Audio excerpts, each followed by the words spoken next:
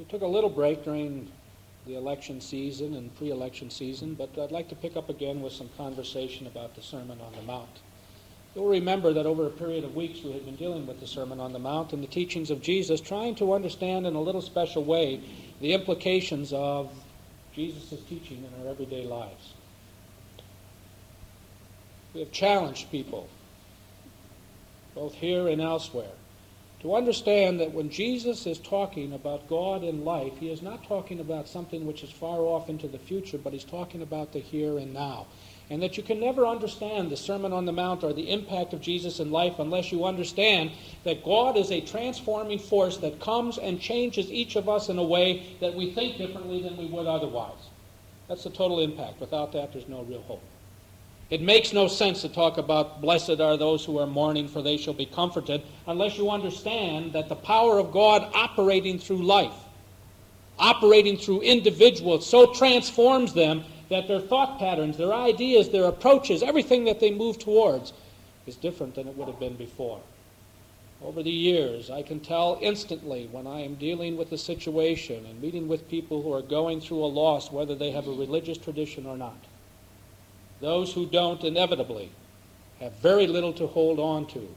And the kind of shattering experience that death is always in a family shatters them even more. Those with a core value system of God operating in their lives face things in a far different way. That does not mean they don't suffer. That does not mean there isn't pain and anguish and loss and all of the things that are part of our human existence.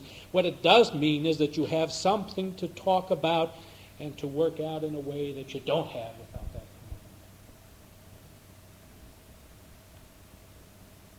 So for those of you that kind of like to follow along, I ask you to take the Bibles out of the bottom of the pew. We're going to skip forward a little bit past one of the favorite things that we might do later on. We've done it before, but we might be ready for a relook at the Lord's Prayer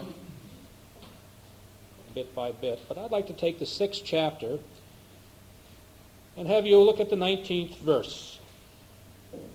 One of the things about the teachings of Jesus is that as you are following his teachings, he weaves themes together. He may use a different example on occasion, but the same truth and the same message and the same power of what he's talking about is to be seen there. And if you take separate pericopes, those little paragraphs for scholarly language, of teachings of Jesus and isolate them, you will not fully understand and comprehend what he's talking about. One of the things which I think is something that each and every one of us continually struggles with are to be found in 3 very brief scriptural passages today. It is something that needs to be rethought here and now in today's world. So the 6th chapter, the 19th verse. Do not lay up for yourselves treasures on earth, where moth and rust consume and where thieves break in and steal. But lay up for yourself treasures in heaven, where neither moth nor rust consumes, and where thieves do not break in and steal. For where your treasure is, there will your heart be also. A familiar passage. Do not lay up for yourselves treasures on earth, where moth and rust consume. The word used for rust here is a curious word. It's something that eats. It's almost as though worms have eaten through the treasures. The impact of this particular portion of Scripture, I think, is extremely important in our lives. We're in an age where getting and spending lay waste our powers, little we have that is actually ours. People are concerned about who and what they are in terms of their finances. More and more, when you pick up the news magazines, you pick up the newspaper, you pick up things, people are highly concerned about their financial situation. They ought to be. I am. We all are. This is a world in which money is necessary. But what Jesus is talking about is a very different kind of understanding of the role of cash, of money, of treasures, of paintings, of collectibles. Jesus is causing us to look at something. Does the man or the woman have money, or does the money have the man or woman? It's an interesting difference, isn't it?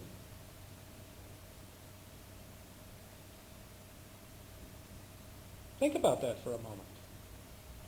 I've seen cases where people are extremely wealthy, and who use that wealth wisely, carefully, in ways that reach out and transform and change and recognize that the power of wealth is the responsibility to use it wisely for good purposes. They have been generous, they have given, they have sought out, and they have seen that that which has come to them as part of God's blessing ought to be returned unto God as part of his blessing in a wide range of ways, through churches, through organizations, through special institutes, through special ideas, through helping people through school, a whole host of things where the money has been a tool for positive good. I've often seen cases where the money has become more and more of a squeezing in, where people who have been caught up and have refused to live a creative life and have allowed that money to so define who and what they are, that's every single thing that people do has been colored by the desire to hold on.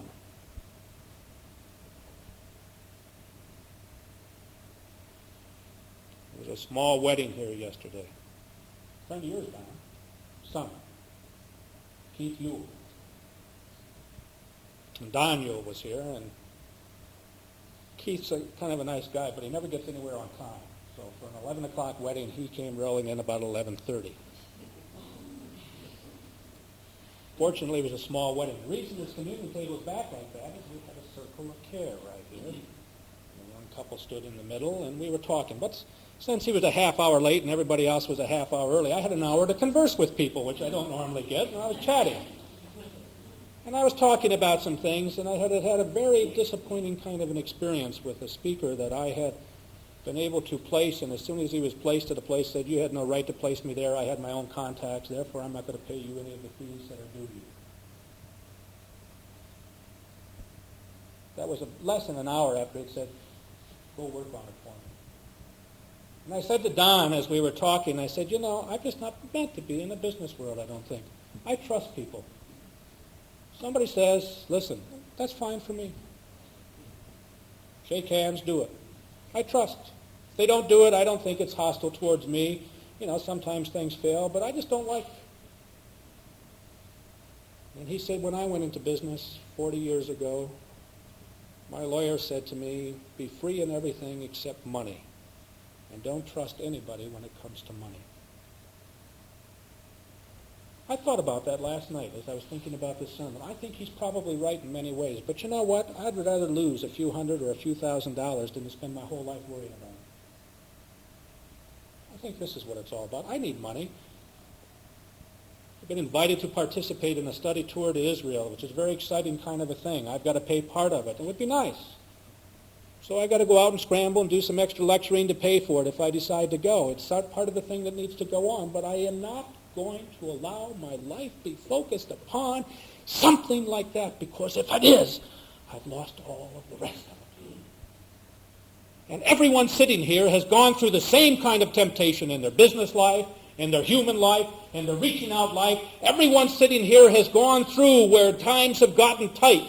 Oh, it's easy when things are flowing in, you can be generous, but when the things get tight and you begin to look where you can squeeze, and you begin to think about those things, and everybody sitting here has discovered the same truth. If you focus upon that, you're going to lose.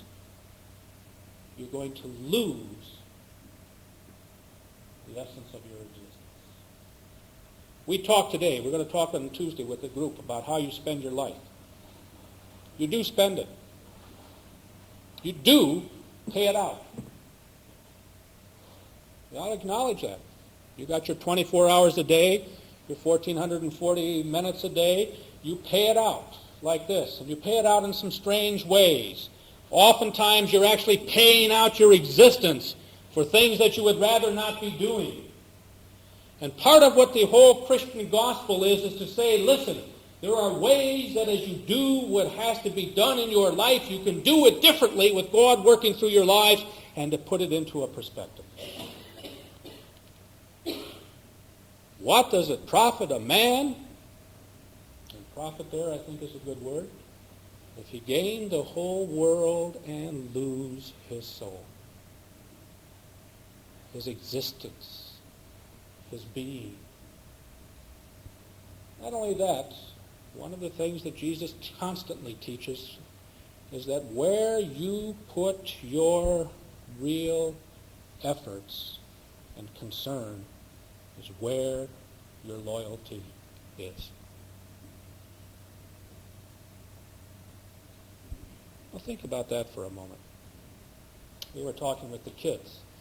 Jeff Eggenberger, had a chance to chat with him a little bit. It was kind of fun. I love this morning thing. I'm really had fun today. It's a chance to see some kids in a different way than I do. To get a chance to talk with them. Jeff is a swimmer.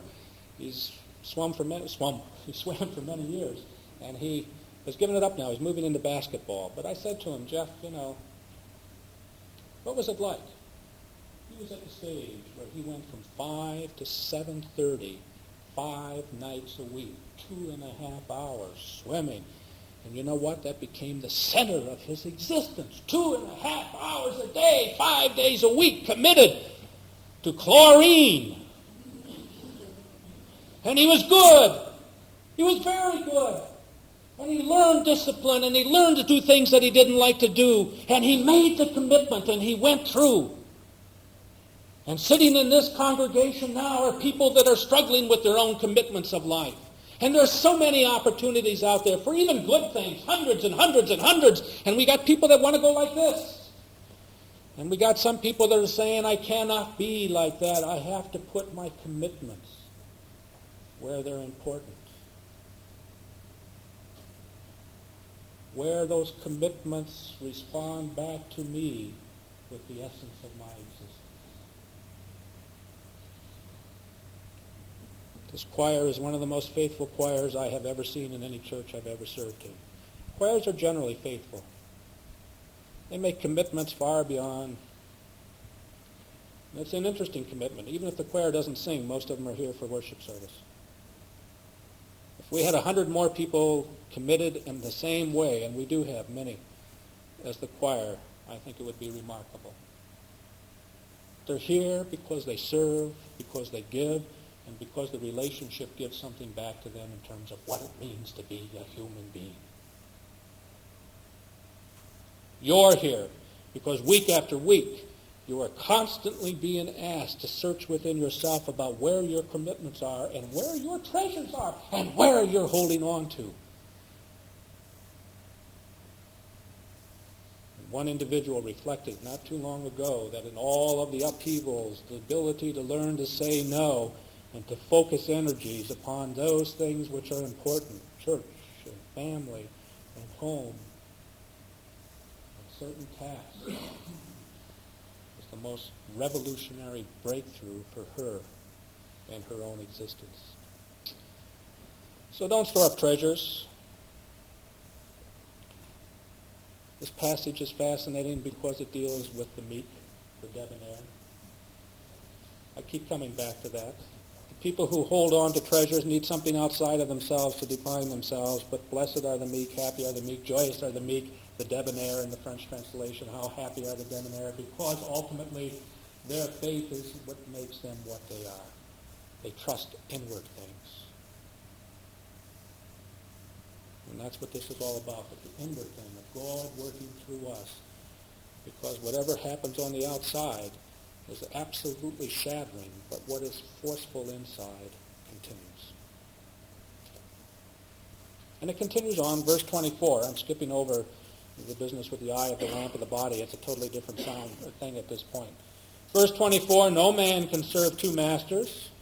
Remember verse 21, for where your treasure is, there will your heart be also. I have a spider walking up and down my Bible here. Normally I would kill it, but we have a book about how nice spiders are, so if it stays there, I'll take it outside and let it go or something. There he goes. He's not going the right way, but that's all right. For where your treasure is, there will your heart be also. No one can serve two masters, for either he will hate the one and love the other, or he will be devoted to the one and despise the other. You cannot serve God and mammon. Same kind of a phrase, same kind of an understanding. Same kind of a thing. What are you going to do and make your decisions? This gentleman who afterwards decided that he was going to do what is known technical terms as an end run around me had just told me before he decided to do that he was an elder in the Presbyterian Church. Big deal. He hasn't heard what the Presbyterians even have to say, and they don't have much to say these days.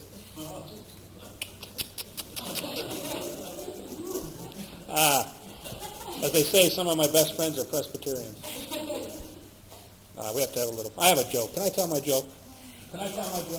Since we're relaxed for a minute anyhow. I hope you'll just forgive me, but this one just sort of I kind of like. St. Peter's been up walking around the gate and been there for many, many, many, many hundreds of years. And Jesus was walking around one day in heaven, saw St. Peter, and thought, gee, it'd be kind of nice for him to have a coffee break. So he went over and he said, St. Peter, why don't you go and have a coffee break, and I'm going to take care of the gate for you for a little while. St. Peter said, that's nice. I think I would. I haven't been over that way for a long time and many thousands of years. I think I'll go over and take a look and relax. Jesus is sitting there at the gate. He opens up the gate, and there's a little old man. Jesus says to the little old man, we have to find out some things about you, sir, before we're allowed to come in here. Could you tell me what you did on earth? The little man said, I was a carpenter.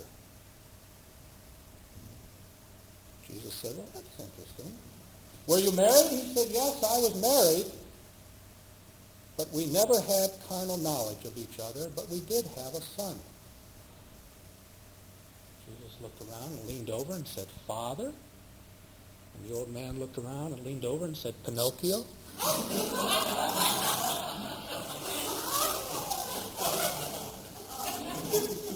It has nothing to do with anything, you know. What happens when ministers get together, they tell stories. Okay, now getting back to the serious things on life. You can't serve God and you can't serve other things unless you understand that you serve the other things with God. Now, one of the things that we're talking with the confirmation class is that there are certain things in life that you have to do. You have a certain amount of time you have to sleep. You have a certain amount of time you have to spend eating. You have a certain amount of time you have to spend cleaning. You have a certain amount of time you have to spend working. This is true of everybody, whether it be working in school, working in a home, working wherever they're working. These things are somewhat fixed. What you can do is you don't take away from those things. You put them into a perspective so that the time you spend eating is creative time. Meal times can be either the most beautiful time for a family together or absolute atrocious time. And you're smiling, all of you, because there are days when you just say, wouldn't it be wonderful if we had this kind of warm family relationship when we were eating together all the time, an open exchange, finding out what people are doing, and sharing, so that the time is being used creatively for eating, but at the same time cementing relationships. There are other times when it would be better off if everybody ate out in a different restaurant. The normal person, on a survey of thousands of people across the country during the week have less than 2 hours free a day to devote to things that they think are important for them to do. Less than 2. Take your working time, your travel time, your eating time, your sleeping time. You have less than 2 hours a day. No wonder people are frustrated and feeling anxiety. No wonder people are trying to run in so many different directions at once to fill in things. They want to be able to do this. They want to be able to do this. And as they continue to do it, they find the pressures building on and within them. And stress of the wrong kind begins to build because they do not have the amount of time that is necessary. And women who work suffer, I think, as much or more than almost anybody else. They have at least 3 jobs: family, house, and whatever they're doing outside of the home in terms of the working. And they get squeezed more and more and more and more, and they begin to steal time, and they steal it obviously from the relationships within the family. They begin to steal time from sleep. And they sleep less and less and less, and as they sleep less and less and less, the tensions begin to build because we all need adequate rest. They steal it from recreation. They steal it from themselves. They steal it from time just to sit and be by themselves and to reflect and to rejuvenate their batteries. And the time begins to squeeze in on them until they build with a pressure point. And part of what we're saying and part of what Jesus is saying is that if you can put the things into the perspective and if you can begin to work with some things in that perspective, you release the tensions and the pressure points. And you make part of them part of your godly obligations, but you also do even more than that. You begin to say no in certain areas because it's not part of what you need to do. Well, verse 25, therefore I tell you, do not be anxious King James Version says, take no thought. That's not it. Don't be anxious about your life, what you shall eat or what you shall drink, nor about your body, what you shall put on. Is not life more than food, and body more than clothing? Look at the birds of the air. They neither sow nor reap nor gather into barns, and yet your heavenly Father feeds them. Are you not of more value than they? And which of you, by being anxious, can add 1 cubit, 1 inch to the span of his life? Or 18 inches is a cubit. Why are you anxious about clothing? Consider the lilies of the field, how they grow. They neither toil nor spin. Yet I tell you, even Solomon in all his glory was not arrayed like one of these. But if God so clothes the grass of the field, which today is alive and tomorrow is thrown into the oven, will he not much more clothe you, O men of little faith? Therefore do not be anxious, saying, what shall we eat, or what shall we drink, or what shall we wear? For the Gentiles seek all these things, but your heavenly Father knows that you need him. Seek ye first the kingdom and his righteousness, and all these things shall be yours as well. I want to make a personal testimony about that.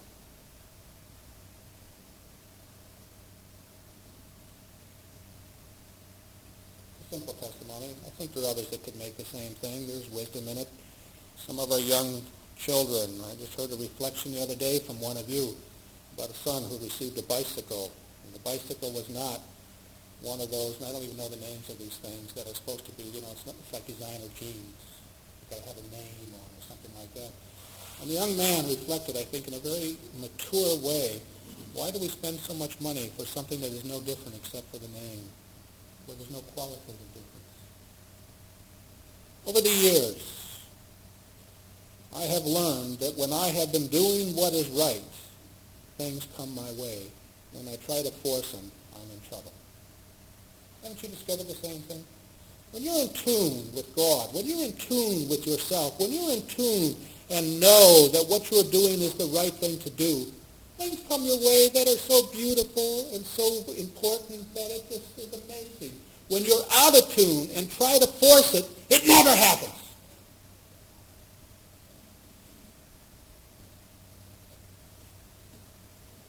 Karen Tiberian says, throw it out. Give it away. Oh, it comes back in many different forms. Don't worry about it. And she's right. She's living proof. It's fascinating to me. Last year I worked harder to get 2 trips off the ground and worked for a whole host of reasons to make things work, and it was the most disastrous year in my whole life. I mean, I worked. I used every skill and every tool and everything I had, and I really worked, and I spent so much time working on that I forgot who I was. I lost my being, my soul, and my existence. And this year I'm at one with myself. I am more comfortable. I am learning to be debonair. I'm learning about Shibumi. I'm trying to be at peace with myself. And I am saying, listen, if things are meant to be, they will work out. I don't sit back. Those of you who know me know I'm not one that sits back in the living room, props the feet up, and says, Lord, give me everything. I work hard. I'm not doing my thing. But the thing is, I'm out doing it because it's right for me to do it. And things happen. And it's amazing to me how things happen. And when you are right with God and you are working with God over and over and over again in my own existence, out of the blue, things that have never happened before and never happened since happened. I went into Christmas one time as a kid, working in a Presbyterian church on Christmas Eve without a single present bought and with no money in my pocket. A student at that time. And the church I was working in called me. And the minister called me in, and the chairman of the board of trustees was there and said, Jim, you've done a great job. We've never done this before, but here's a 2-week bonus for you. And there was the money, and I went out and bought presents and gifts for my family. But not only that, it wasn't enough, and I had been taking organ lessons, And the woman who had been teaching me had been collecting $6 for months, every 2 weeks from me. And she called me and said, I want to see you. And she came in and she handed me every single penny of that $6 back. And I said to her, what are you doing? She said, I think that you're a young man with talent, but you need to be pushed. And I wanted to teach you more than you wanted to learn, but I knew if you didn't pay, you might. And now that we're not going to be able to work together because of some of my commitments, I want you to have that. I was there the next year at the church. I had money that year. I don't know why. Church never called me in and gave me a 2-week bonus. I actually did a better job. They didn't. I didn't have any piano teachers, organists come in, and I didn't need it. Now, I'm saying to you, and I believe this, and I think you believe it, and I believe it about this church. I believe it about your own lives. I believe that if you put the proper perspective, as Jesus says, all these other things come their way, and that the real beauty of it is they don't matter anymore. That's why the meek inherit the earth. They couldn't care less. So put your trust. Oh yeah, you got to work. You got to do your things. But love. Reach out. Set a value to your life. And decide over and over again, I'm going to pay out my life every day. Today I paid out 1 hour with the kids downstairs, and some of the parents and adults. You're all invited to that next week if you want to come at 9:30. It's one of the best payments I ever made. I've already gotten so much from it that it's marvelous. You're paying out 1 hour here, plus the travel time to get here. I hope you walk out and say, I've learned something today about my existence that's important to me. The choir pays out every Wednesday night a portion of their existence out of that 2 hours that is free to be there and to provide something for us. And you saw the payment come back in the gorgeous music of the day. What are you willing to spend your time on, your money on, your faith on, your existence on? Are you going to throw it away or trust in God? Don't be anxious for tomorrow.